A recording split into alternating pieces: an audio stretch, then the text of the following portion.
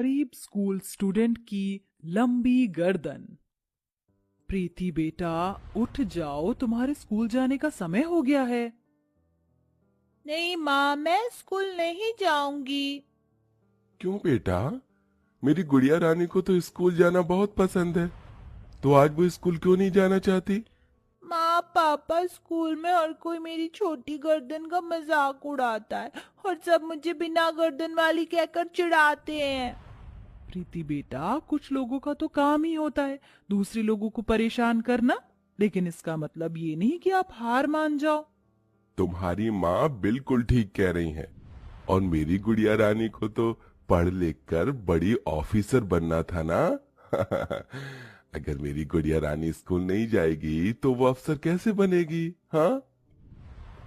हेमा रमन प्रीति के आंसू साफ करते हैं, जिसके बाद प्रीति स्कूल के लिए रेडी होती है और रोज की तरह रमन अपनी साइकिल पर प्रीति को स्कूल छोड़ने जाता है। प्रीति जैसे ही अपनी क्लास में जाती है, देखो देखो, हमारी क्लास की छोटी गर्दन वाली आ गई। ए छोटी गर्दन वाली, तूने आज भी अपनी यही पुरानी फटी हुई यूनिफॉर्म ही पहनी है? मेरे माँ पापा के पास इतने पैसे नहीं है कि वो मुझे नई यूनिफॉर्म दिला सके। अगर यूनिफॉर्म खरीदने की औकात नहीं है तो इस स्कूल में क्या कर रही है?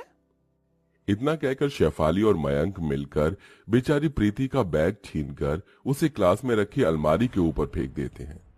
ये तुम लोगों ने क्या किया? मेरा बैग इतनी ऊपर क्यों फेंक दिया? अब मैं पढ़ाई कैसे करूंगी? अगर इतना ही पढ़ाई करने का शौक है तो खुद जाकर अलमारी से उतार ले। लेकिन मैं तो ये भूल ही गया, तेरी तो गर्दन ही नहीं है, अपना बैग तू देखेगी कैसे? क्लास के सभी बच्चे प्रीति की छोटी गर्दन का मजाक उड़ाते हुए उस पर हंसने लगते हैं। प्रीति के क्लासमेट के साथ साथ प्रीति की क्लास टीचर श्रुति का भी प्रीति के लिए बर्ताव बिल्कुल भी अच्छा नहीं था। स्टूडेंट्स, सबने लिख लिया? अब मैं इसे इरेज करने जा रही हूँ। 2 मिनट टीचर, मैंने अभी नहीं लिखा है। मुझे बोर्ड पर ऐसे लिखे हुए पूरे 10 मिनट हो चुके हैं और तूने अभी तक इसे लिखा ही नहीं। क्लास में बैठे बैठे तू इतनी देर से कर क्या रही है? टीचर, आपने मुझे इन सभी स्टूडेंट्स के पीछे बिठाया है, इसलिए मुझे ठीक से ब्लैक बोर्ड दिखाई नहीं देता। तो तू क्या चाहती है, मैं तुझे यहाँ फ्रंट बेंच पर बिठाऊं ताकि तेरी छोटी गर्दन को देख देख कर मेरा मूड खराब हो जाए? न जाने स्कूल वाले भी कैसे कैसे गरीब और बेकार बच्चों को एडमिशन दे देते हैं। टीचर, अगर मेरी छोटी गर्दन है और मैं गरीब हूँ तो इसमें मेरी क्या गलती है? मैं भी तो इन सभी स्टूडेंट्स की तरह आपकी स्टूडेंट हूँ। तो अब तू मुझसे जुबान लड़ाएगी? श्रुति अपनी टेबल पर रखी हुई छड़ी उठाती है और सीधा प्रीति के पास जाकर उसे बेरहमी से मारना शुरू कर देती है। आह, आह, बहुत दर्द हो रहा है। आह, छोड़ दीजिए मुझे। आह। आज तो मैं तुझे नहीं छोड़ूंगी। बड़ा शौक है ना तुझे मुझसे जुबान लड़ाने का? श्रुति प्रीति को मार मार कर उसके हाथ पैर लाल कर देती है। प्रीति को ऐसे दर्द से रोता देख सभी बच्चे उस पर हंसते हैं।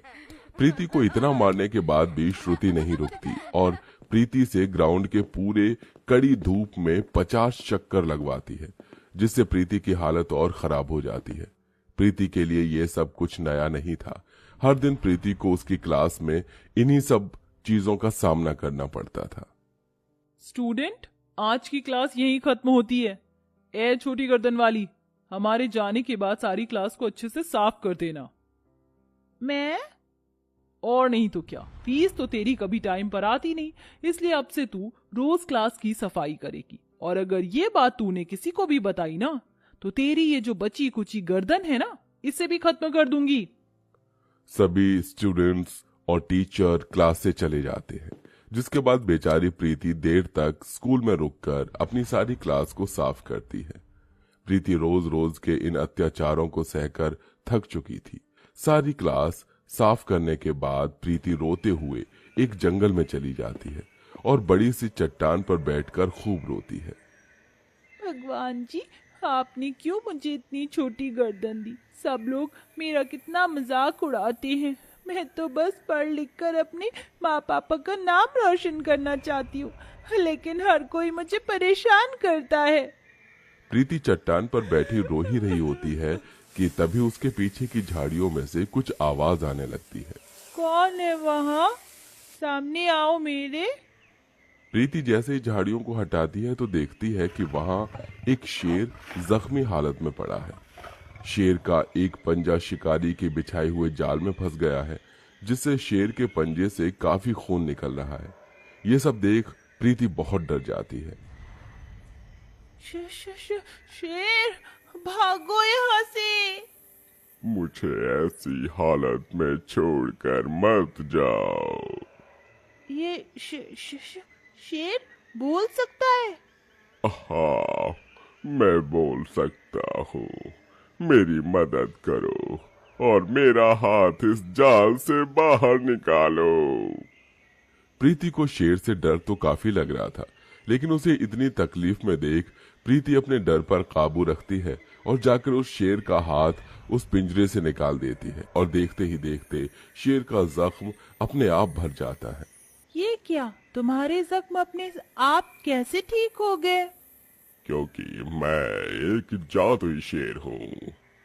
तुमसे पहले यहाँ से कई लोग गुजरे, लेकिन किसी ने भी मेरी मदद नहीं की। आओ, तुमने इतनी छोटी होकर भी मेरी मदद की, इसलिए अब मैं तुम्हारी मदद करना चाहता हूँ। बताओ, तुम्हें क्या परेशानी है? शेर के पूछने पर प्रीति उसे अपने ऊपर हुए सारे अत्याचारों के बारे में बताती है। बस इतनी सी बात? मैं अभी तुम्हारी इस परेशानी को हल कर देता हूँ। शेर के अंदर से एक सुनहरी चमकदार रोशनी निकलती है, जो सीधा प्रीति के ऊपर जा गिरती है। अब तुम्हारी ये गर्दन कोई मामूली गर्दन नहीं, बल्कि एक जादुई गर्दन हो चुकी है। तुम जब चाहो अपनी गर्दन को बोलकर इसे लंबा कर सकती हो और छोटा भी। अब तुम्हारा कोई भी मजाक नहीं उड़ाएगा। उस शेर की बात सुन प्रीति बहुत ज्यादा खुश होती है और अगले दिन प्रीति जैसे ही स्कूल जाती है। बच्चों, सबने पूरा लिख लिया है ना? Yes teacher. ये इसने इतनी पीछे बैठकर कैसे लिख लिया? श्रुति जैसे ही पीछे मुड़कर देखती है तो उसकी आंखें फटी की फटी रह जाती हैं। प्रीति ने जादू का इस्तेमाल कर अपनी गर्दन को किसी सीढ़ी की तरह लंबा कर लिया था, जिसके चलते वो पीछे बैठकर भी आसानी से लिख पा रही थी। चुड़ैल, कल तक तो उसकी गर्दन थी नहीं और आज इसकी ये सांप जैसी गर्दन कहाँ से आ गई? क्या हुआ टीचर, आप क्या मुझसे डर गई? आज तक तो आप मुझे डराती थी और आज मैंने आपको अपनी लंबी गर्दन से डरा दिया। ये कहकर प्रीति जोर जोर से हंसने लगती है, जिसे देख श्रुति डर के मारी क्लास से भाग जाती है। अगले दिन, आज तो हमने तुम्हारा बैग फिर ऊपर फेंक दिया है, अब तुम इसे नीचे कैसे उतारोगी? अगर तुम चाहती हो कि हम तुम्हारा बैग नीचे उतार दें, तो तुम्हें हमारे जूते साफ करने होंगे। इसकी कोई जरूरत नहीं है, अब तो मैं अपना बैग खुद भी ले सकती हूँ। ऐ मेरी जादुई गर्दन, चल जल्दी से लंबी हो जा। प्रीति के इतना बोलते ही फिर से उसकी गर्दन लंबी हो जाती है और वो अपने मुंह से ही अपना बैग अलमारी से नीचे उतार लेती है और अब प्रीति की लंबी गर्दन पूरी क्लास में घूमने लगती है, जिसे देख क्लास के सभी बच्चे डर जाते हैं। डायन के लंबे बाल तो सुने थे, लेकिन ये इसकी इतनी लंबी गर्दन कैसे हो गई? ये तो कोई भूत है। क्यों, अब आया ना मजा? अब परेशान करोगे मुझे फिर कभी दोबारा? नहीं नहीं नहीं, हमें छोड़ दो, हम तुम्हें कभी परेशान नहीं करेंगे। सभी बच्चे डर के मारे क्लास के बाहर भाग जाते हैं, जिसके बाद प्रीति फिर से अपनी गर्दन छोटी कर लेती है। प्रीति को अब जब भी कोई परेशान करता, प्रीति अपनी लंबी गर्दन से उन्हें अच्छा सबक सिखाती। ए छोटी गर्दन वाली, मेरा मतलब प्रीति, हमारे जाने के बाद सारी क्लास अच्छे से साफ कर देना, ठीक है? जरा भी गंदगी नहीं दिखनी चाहिए। ठीक है टीचर। श्रुति बैग उठाकर सीधा वॉशरूम में जाती है और शीशे में खुद को देखते हुए लिपस्टिक लगाने लगती है कि तभी शीशे में श्रुति को प्रीति की लंबी गर्दन दिखाई देती है, जिसे देख वो काफी डर जाती है। तुम यहाँ क्या कर रही हो? टीचर, वो आपकी फाइल क्लासरूम में ही छूट गई थी, इसलिए मैंने सोचा कि मैं आपको बता दूं।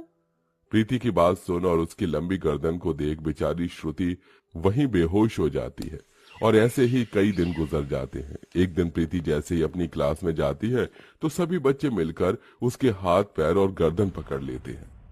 छोड़ो मुझे, छोड़ो, ये क्या कर रहे हो तुम लोग?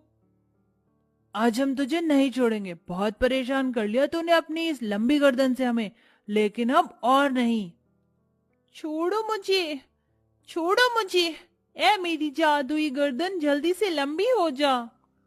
प्रीति के इतना बोलते ही उसकी गर्दन फिर से लंबी हो जाती है और प्रीति अपनी गर्दन से उन सभी बच्चों को पकड़कर हवा में लटका देती है। हम गिर जाएंगे, हमें छोड़ो, हमें नीचे उतारो। मम्मी, पापा, कोई बचाओ हमें, हम गिर जाएंगे। सभी बच्चों के चिल्लाने की आवाज सुन श्रुति जैसे ही क्लास में आती है। हे भगवान, प्रीति, ये तुम क्या कर रही हो? छोड़ो बच्चों को। इन्हें देखकर तो आपको इनका दर्द महसूस हो गया, लेकिन क्या कभी आपको मेरा दर्द महसूस नहीं हुआ? मेरी छोटी गर्दन है तो इसमें मेरा क्या कसूर? सभी बच्चे यहाँ मेरा मजाक उड़ाते थे, वहाँ उन्हें आपको समझना चाहिए था, लेकिन आप तो उन्हीं के साथ मिल गई। क्या ऐसी टीचर होती है? प्रीति, मैं जानती हूँ जो मैंने किया वो बहुत गलत था, लेकिन अब मुझे मेरी गलती का एहसास हो गया है। प्लीज इन सभी बच्चों को नीचे छोड़ दो। हाँ प्रीति, अब से हम तुम्हें कभी परेशान नहीं करेंगे और तुम्हारे अच्छे दोस्त बनकर रहेंगे। प्रीति, हमें माफ कर दो और हमें छोड़ दो। सभी को माफी मांगता देख प्रीति उनको छोड़ देती है और अपनी गर्दन को पहले की तरह कर लेती है, जिसके बाद अब कोई भी स्कूल में प्रीति की छोटी गर्दन का मजाक नहीं उड़ाता था और फिर सभी उसके अच्छे दोस्त